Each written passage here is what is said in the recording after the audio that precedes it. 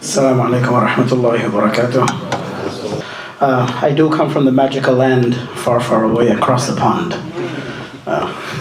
So, inshallah, we'll have a different bayan on that. But, Allahumma lakal hamdu wa lakal shukr. Allah subhanahu wa ta'ala has been so kind that He's given us a gift. And this gift is given to us in a manner that if you think about it, it is so personal and individual to each and every one of us. Yet it is there unanimously for everyone to benefit from, and all of mankind can get benefit from it. So as everything in life, you are required to put some effort behind it so you get some stamina and proficiency in it. Quran al-Kareem is the same.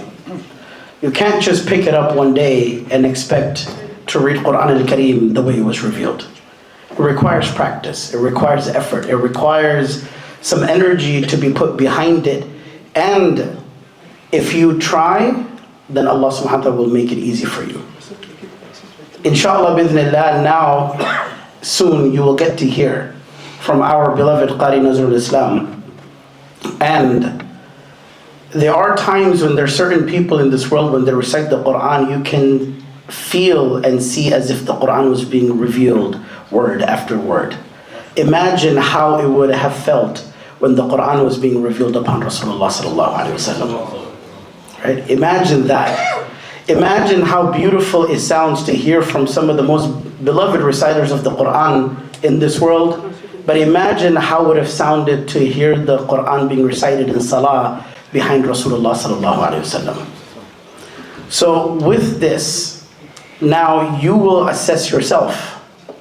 And unfortunately, if you ask most of the people from where we come from, our faraway land,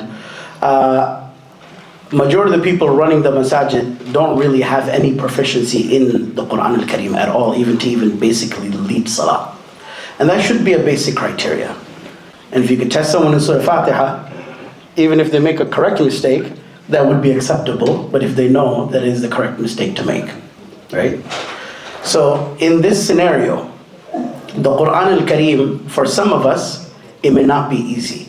If you're good and perfect in reading the Quran al-Kareem, you will be amongst the noble and righteous angels.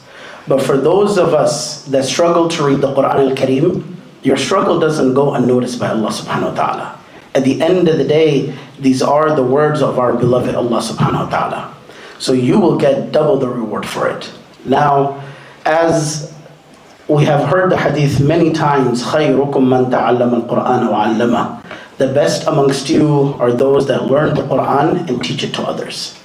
So we all usually rush to teach, but in order to do that, you must learn first to be able to get good at teaching. And you can tell some of the students in the Jalsa today, they've spent a year, 2 years of their lives. That was just instruction they took. Aside from that, countless hours they would sit there reading the same surah again and again to gain proficiency. And even then their ustad would be picking out mistakes as if it's the first time they're reading in front of them. So never lose hope. Number two, this Quran al-Kareem is a gift for all of us in such a manner. And I'll give you this as a takeaway.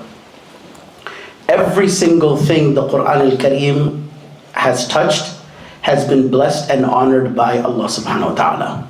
The angel that brought the Quran al-Kareem down was Jibreel alayhi salam. He is the best amongst all of the angels. The person that the Quran al-Kareem was revealed upon was Rasulullah sallallahu alayhi wa sallam, the best of mankind. The month that the Quran al-Kareem was revealed in was, what did you guys say?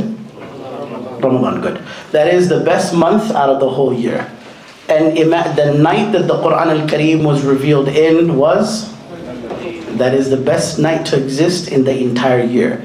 So now imagine if you allow yourself to be touched by the Quran al-Kareem, how much would you be blessed and honored by Allah subhanahu wa ta'ala? May Allah subhanahu wa ta'ala allow us to be the people of the Quran so we can be from His family. And may Allah subhanahu wa ta'ala turn our hearts into a home for Quran al-Kareem. And may Allah subhanahu wa ta'ala allow our lives to be blessed and to be surrounded with the Quran al-Kareem. Jazakallah khair. Assalamu alaikum wa rahmatullahi wa barakatuh.